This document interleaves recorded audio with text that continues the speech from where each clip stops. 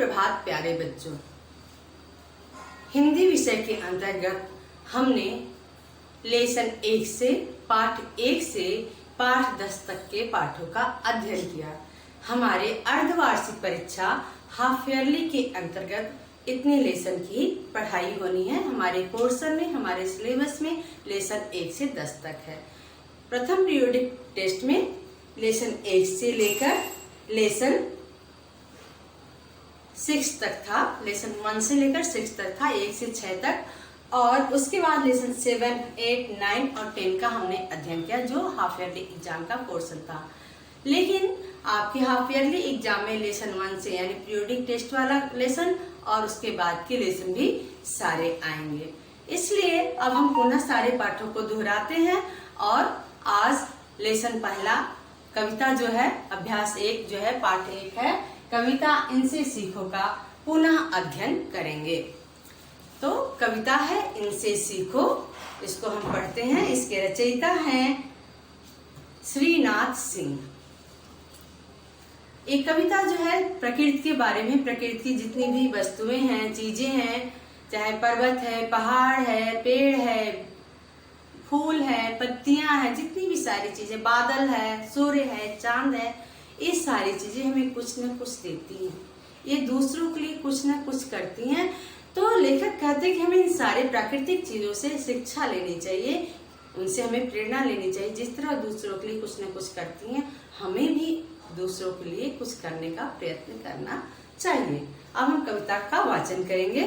फूलों से नित हंसना सीखो, भौरों से नित गाना, फल से लदी डालियों से नित सीखो शीश झुकाना। सीख हवा के झोंकों से लो कोमल भाव बहाना, दूध तथा पानी से सीखो मिलना और मिलाना। सूरज की किरणों से सीखो जगना और जगाना, लता और पेड़ों से सीखो सबको गले लगाना। वर्षा की बूंदों से सीखो सबका हृदय जुड़ाना, मेहंदी से सीखो पिस कर भी अपना रंग चढ़ाना। दीपक से सीखो जितना हो सके अंधेरा हरना, पृथ्वी से सीखो प्राणी की सच्ची सेवा करना। जलधारा से सीखो आगे जीवन पथ में बढ़ना, और धुएं से सीखो बच्चे ऊंचों और धुएं से सीखो बच्चों ऊंचे पर ही चढ़ना। सत्य पुरुष के जीवन से सीखो सत्य पुरुष के जीवन से सीखो निज चरित्र गढ़ना, अपने गुरु से सीखो बच्चों उत्तम विद्या पढ़ना। यानी यहाँ जितनी भी चीजें हैं, वस्तुएं हैं, फूल हैं, हवा है, दूध है, सूरज है, वर्षा, दीपक, जलधारा, नदी, धुआं, जितनी भी चीजें हैं, ये सारी वस्तुएं हमें कुछ न कुछ संदेश देती हैं। जो लेखक है इन सारे वस्तुओं से हमें क्या संदेश लेना है, उसके बारे में, इस कविता के बारे में बताया है। हम प्रथम 4 पंक्तियां पढ़ेंगे, उसका अर्थ देखेंगे, आप ध्यान से सुनेंगे। फूलों से नित हंसना सीखो, भौरों से नित गाना, फल से लदी डालियों से नित सीखो शीश झुकाना। लेखक जो कवि हैं श्रीनाथ सिंह जी, वे कहते हैं कि बच्चों फूलों से नित यानी सदा, हमेशा, फूल मतलब नित, हमेशा हमें क्या सीखना है? हंसना। फूलों से नित हंसना सीखो, भौरों से नित गाना। भौरे जो फूल पे गुनगुन गुनगुन करते रहते हैं, आप देखते होंगे, पंख फड़फड़ाते हैं, ब्लैक कलर के, काले रंग के होते हैं, और गुनगुन गुनगुन जब उड़ते रहते हैं, फूलों पे से मंडराते रहते हैं, तो गुनगुन गुनगुन की आवाज आती रहती है। तो जिस तरह भौरे हमेशा गुनगुनाते रहते हैं, प्रसन्नचित रहते हैं, खुश रहते हैं। फूल जो होता है हमेशा प्रसन्नचित रहता है, खुश रहता है, कोई भी मौसम हो, वह सर्दी, गर्मी, बरसात झेलता है और प्रसन्नचित रहता है, खिलता है, हंसता रहता है, दूसरों के चेहरे पे भी हंसी रहता है। तो जिस तरह फूल हमेशा प्रसन्नचित रहता है और भौरा हमेशा गाता रहता है, उस तरह हमें भी उनसे हंसना और गाना, गुनगुनाना सीखना चाहिए। फल से लदी डालियों से नित सीखो शीश झुकाना। जो डाली हैं, जो पेड़ पौधे हैं जिसपे फल लगा है, जैसे ही उस पे फल लगता है डाली झुक जाती है, नम्र हो जाती है, विनम्र हो जाती है। यानी जब आपके अंदर कुछ अच्छा चीजें मिल जाए, आपके अंदर ताकत हो जाए, आपके पास पैसे हो जाए, ज्ञान हो जाए, तो उसको अभिमान में हमें अपना सीना चौड़ा करके सबसे सिर बिल्कुल टाइट करके अकड़ के नहीं चलना है। जब हमारे अंदर कुछ गुण हो जाए, अच्छाई आ जाए, तो उसे हमें दूसरों को देना सीखना है, दूसरों के लिए भी कुछ करना सीखना है। जिस तरह फल की इससे लदी हुई डालियां होती हैं, झुक जाती हैं, जो झुक जाती हैं जिससे लोग उसको प्राप्त कर सके, लोग उसके मीठे फल, रसीले फल को खा सके। उसी तरह अगर हमारे पास कुछ अच्छी चीज है तो उसे हम दूसरों को मिल सके, ऐसा करना चाहिए, सोचना चाहिए, ना कि घमंड में सबसे अपने आप को अलग कर लेना चाहिए। दूसरों की मदद के लिए, दूसरों की सहायता के लिए कुछ न कुछ करना चाहिए। सीख हवा के झोंकों से लो कोमल भाव बहाना, दूध तथा पानी से सीखो मिलना और मिलाना। हवा के झोंकों से क्या सीखना है? कोमल भाव बहाना। तेज हवा बहती है, हवा रुक जाती है, कभी कभी बहुत गर्म हवा आती है, आंधी तूफान आता है, वो सारी हवा से कुछ नहीं सीखना। हवा के झोंके जो मध्यम धीरे धीरे चलती, शीतलता के साथ हमारे शरीर को छू के आगे बढ़ जाती है, हमारे शरीर को ठंडा कर जाती है। ऐसे हवा के झोंकों से हमें सीखना। जिस तरह वह आती है, हमारे पास आती है, हमें छूते ही आगे बढ़ जाती है, हमारे शरीर को ठंडा, हमारे तन मन को शांति प्रदान करके जाती है, उसी तरह उस झोंके से हमको भी सीखना। अपने व्यवहार से, अपने काम से, अपनी बोली से, अपने भाव से दूसरों को भी ठंडक पहुंचाना है। क्या पहुंचाना है? कोमल भाव बहाना, यानी दूसरों के लिए अच्छा महसूस कराना सीखना है। दूध तथा पानी से सीखो मिलना और मिलाना। जिस तरह दूध और पानी आपस में मिल जाता है तो उन दो पानी का क्या होता है? अस्तित्व समाप्त हो जाता है। वो भी दूध ही दूध, दोनों को अलग अलग कर पाना मुश्किल हो जाता है। पानी भी मूल्यवान हो जाता है, दूध की तरह हो जाता है। तो जिस तरह दूध और पानी आपस में मिल जाते हैं और उनको अलग कर पाना मुश्किल होता है, उसी तरह हमें आपस में मिलजुल कर रहना चाहिए, हमें आपस में भेदभाव नहीं करना चाहिए, मिलजुल कर रहना चाहिए। सूरज की किरणों से सीखो जगना और जगाना, लता और पेड़ों से सीखो सबको गले लगाना। सूरज की किरणें क्या करती? सुबह सुबह निकल कर आती हैं और सारे जग को प्रकाशित कर जाती हैं। जब सूरज की किरणें निकलती हैं तो फूल खिल जाते हैं, चिड़िया चहचहाने लगती है, लोगों के मन ताजगी से भर जाते, सुबह हो जाती, चारों तरफ चहल पहल छा जाती है। तो हमें जिस तरह सूरज की किरणें खुद जगती हैं, खुद जागृत होती हैं, दूसरों को भी जगाती हैं, इसी तरह हमें भी खुद जागृत होना। हम जागृत कैसे होंगे? अध्ययन करके, पढ़ के, अच्छी चीजें जानकर, ज्ञान प्राप्त करके खुद जागृत होंगे और खुद शिक्षित होकर, खुद ज्ञान प्राप्त करके हमें दूसरों को भी जागृत करना है, दूसरों को भी शिक्षित करना है, दूसरों को भी ज्ञान बांटना है। लता और पेड़ों से सीखो सबको गले लगाना। जिस तरह पेड़ मजबूत होता है, लता दुबली पतली होती है, पेड़ की सहारे चढ़ती चढ़ती चढ़ती वो पेड़ की ऊंचाई तक पहुंच जाती है। उसके अंदर अपनी ये ताकत नहीं होती है कि इतनी ऊंचाई पर चढ़ सके। लेकिन जब वो लता पेड़ पर का सहारा पाती है तो उसके सहारे चढ़ते चढ़ते ऊपर चली जाती है। उसी तरह हमें भी सबको, छोटा हो, बड़ा हो, गरीब हो, दुखी हो, दुर्बल हो, जो भी हो, उन सारे लोगों को अगर हम समर्थवान हैं तो सबको अपने पास बुलाना चाहिए, अपने पास अपने गले लगाना चाहिए, किसी में भेदभाव नहीं करना चाहिए। जिस तरह लता पेड़ से मिल जाती है और ऊंचाई पे चढ़ जाती है, उसी तरह हमें कमजोर व्यक्तियों को भी अपने साथ लेकर चलना चाहिए, असहाय गरीब लोगों को भी समर्थवान बनाना चाहिए। वर्षा की बूंदों से सीखो सबका हृदय जुड़ाना। जिस तरह वर्षा की बूंदें तपती हुई धरती, गर्मी से तपती हुई धरती होती है और वर्षा की चंद बूंदें पड़ती है, झमाझम बारिश होती है, तो पूरा धरती जो होता है अजीब सी सुगंध, एक मीठी मीठी सुगंध जो हमारे मन में ताजगी भर देता है और धरती का हृदय जुड़ा जाता है। यानी धरती जो गर्मी होती है समाप्त हो जाता है, धरती की गर्मी, और वो ठंडक ठंडी हो जाती है। उसी तरह जिस तरह वर्षा की बूंदें दूसरों को ठंडक पहुंचाती है, हमें भी अपनी बोली के माध्यम से, अपने अच्छे काम के माध्यम से, कर्तव्य के माध्यम से, अपने स्वभाव के माध्यम से दूसरों के साथ अच्छा व्यवहार करना चाहिए, जिससे उनको अच्छा लगे, उनको उनका हृदय जुड़ाए, उनको ठंडक पहुंचे, उनको अच्छा लगे। मेहंदी से सीखो पिसकर भी अपना रंग चढ़ाना। जिस प्रकार मेहंदी अपना अस्तित्व समाप्त कर देती है, पिस जाती है, और उसका हरा रंग होता है जो पिसने के बाद लाल रंग में परिवर्तित हो जाता है, वो अपने आप को पूरी तरह समाप्त हो जाती है, फिर भी दूसरों पर अपनी छाप छोड़ जाती है, अपना रंग छोड़ जाती है। इसी तरह हमें भी अपना रंग, अपना छाप दूसरों पर छोड़ देना चाहिए। किस तरह हम अपना छाप छोड़ेंगे? अपने अच्छे कर्तव्य के माध्यम से।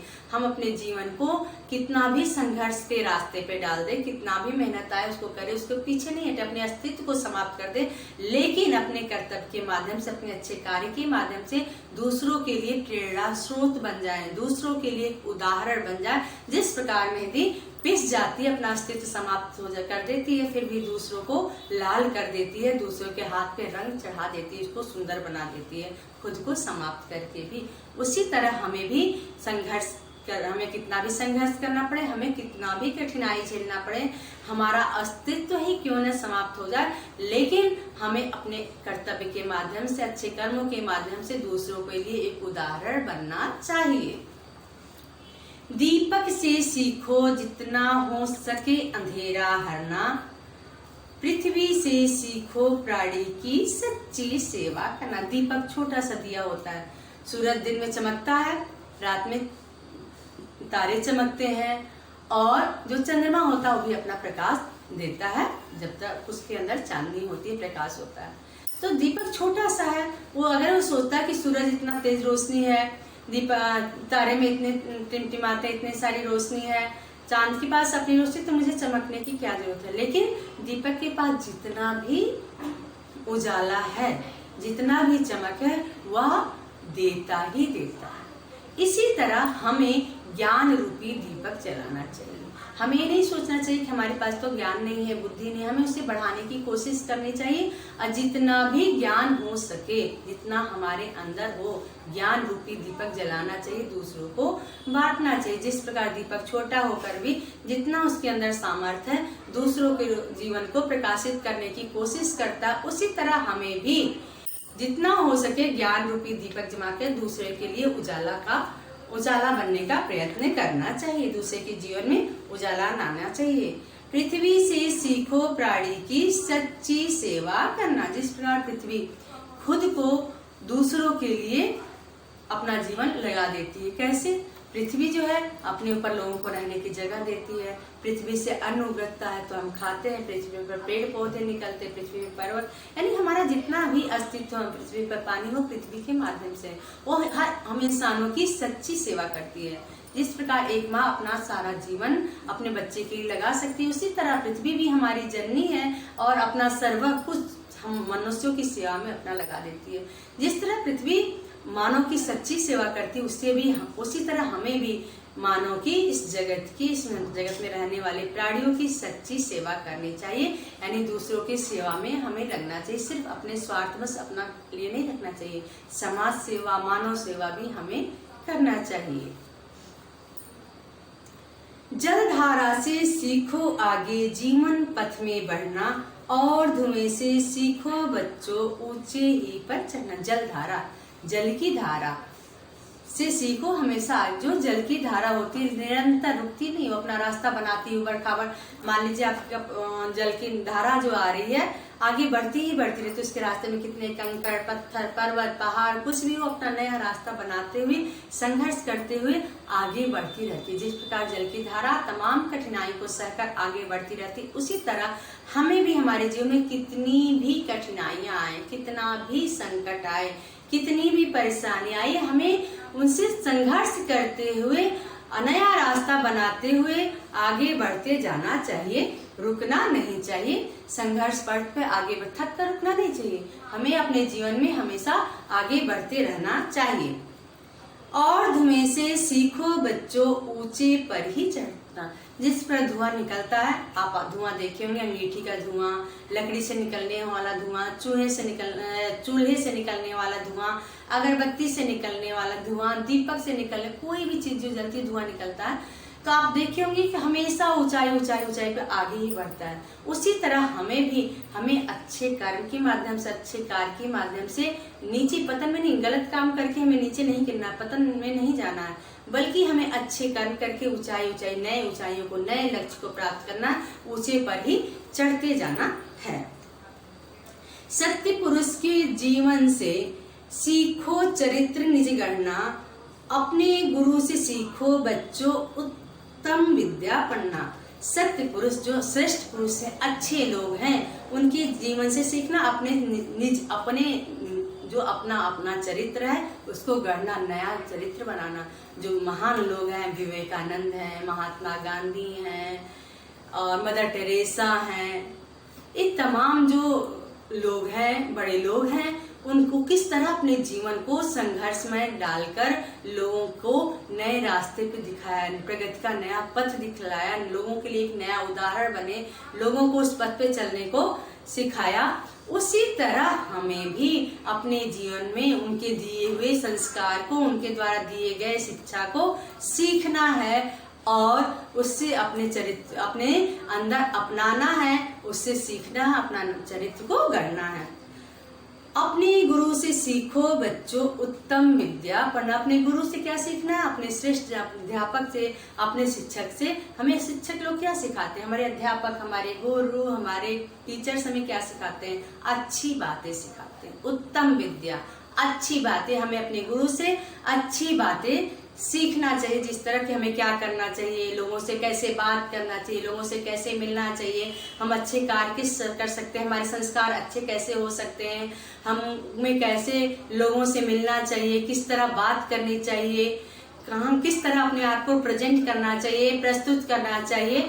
इस तरह सारी चीजें हमें सीखना चाहिए और लोगों को के साथ उस तरह का अपने टीचर द्वारा दिए गए, अपने अध्यापक और शिक्षक द्वारा दिए गए जो संस्कार होते हैं उसको सीखना चाहिए, लोगों के साथ उस तरह व्यवहार करना चाहिए। इस तरह हमने सीखा कि हमें फूलों से हंसना सीखना चाहिए, भौरों से गाना सीखना चाहिए, फल की लदी डालियों से शीश झुकाना सीखना चाहिए, नम्र बनना, विनम्र बनना सीखना चाहिए, सिर झुकाना सीखना चाहिए और हवा के झोंके से हमें कोमल भाव बहाना सीखना चाहिए। जिस तरह हवा के झोंके दूसरों को शांति प्रदान कर देते हैं, उनके मन में को कोमल भाव बहा देते हैं, अच्छा कर देते हैं, उसी तरह हमें भी अपने व्यवहार के माध्यम से ऐसा सीखना चाहिए।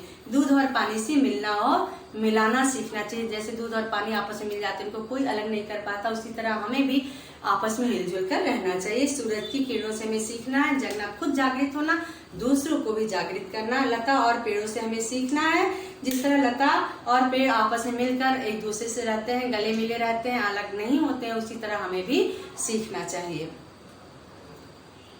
वर्षा की बूंदों से हमें सबका हृदय जुड़ाना सीखना चाहिए। जिस तरह वर्षा की बूंदें पृथ्वी पर पड़ती हैं उसको शीतल कर जाती है, उसी तरह हमें व्यवहार और संस्कार के माध्यम से खुद को, दूसरों को शीतल कर देना चाहिए। मेहंदी जिस तरह अपना पिसकर भी दूसरों पर अपना रंग छाप छोड़ जाती है, उसी तरह हमें भी अच्छे व्यवहार से दूसरों पर अपना छाप छोड़ जाना चाहिए, एक उदाहरण प्रस्तुत होना चाहिए। दीपक जो छोटा होता है फिर भी अंधेरे को दूर करता है, प्रकाश फैलाता है, उसी तरह हमें भी अपने ज्ञान के माध्यम से दूसरों को प्रकाशित करना चाहिए, दूसरों को जागृत करना चाहिए, दूसरों को ज्ञान देना चाहिए, जिससे वो कुछ अच्छा सीख सके, उन्हें प्रेरित करना चाहिए।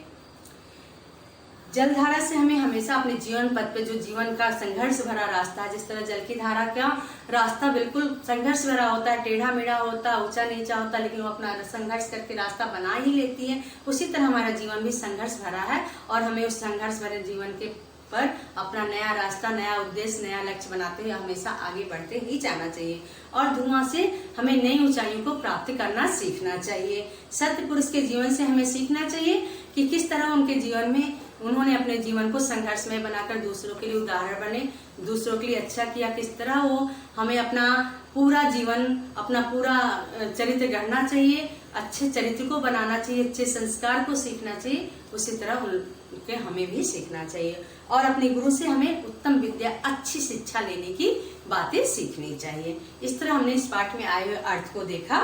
अब हम पाठ में आए हुए जो शब्दार्थ हैं उसको पढ़ेंगे, उसके अर्थ को देखेंगे। नित मतलब हमेशा, नित माने हमेशा, जुड़ाना मतलब संतुष्ट करना या ठंडा करना, सत्य पुरुष मतलब श्रेष्ठ पुरुष, गढ़ना मतलब बनाना, उत्तम मतलब श्रेष्ठ। सत्य पुरुष माने श्रेष्ठ पुरुष, नित माने हमेशा, जुड़ाना मतलब संतुष्ट करना, सत्य पुरुष माने श्रेष्ठ पुरुष, गढ़ना माने बनाना, उत्तम माने श्रेष्ठ। इस तरह हमने पाठ में आए जो अर्थ है उसको पढ़ा और पाठ के जो आए शब्दार्थ है उसको जाना। आगे हम मौखिक प्रश्न, अगली कक्षा में मौखिक प्रश्न पाठ में आए समझिए और लिखिए, कविता की पंक्तियां पूरा करिए, समानार्थी शब्द, विपरीतार्थक शब्द, वाक्य सही करना या गलत करना और प्रश्नों के उत्तर, चित्रों के 2 लाइन पढ़ेंगे। आप अपनी उत्तर पुस्तिका जो कॉपी है उसमें दिए गए जो प्रश्न है, उत्तर है, अर्थ, सारी चीजें आपको लिखाई गई है, आप अपनी कॉपी में लिखे हैं, आप उसको पढ़ेंगे, कविता याद करेंगे, पाठ में आए हुए जो शब्द है उसको याद करेंगे। अगली कक्षा में उसको हम पुनः पढ़ेंगे। धन्यवाद।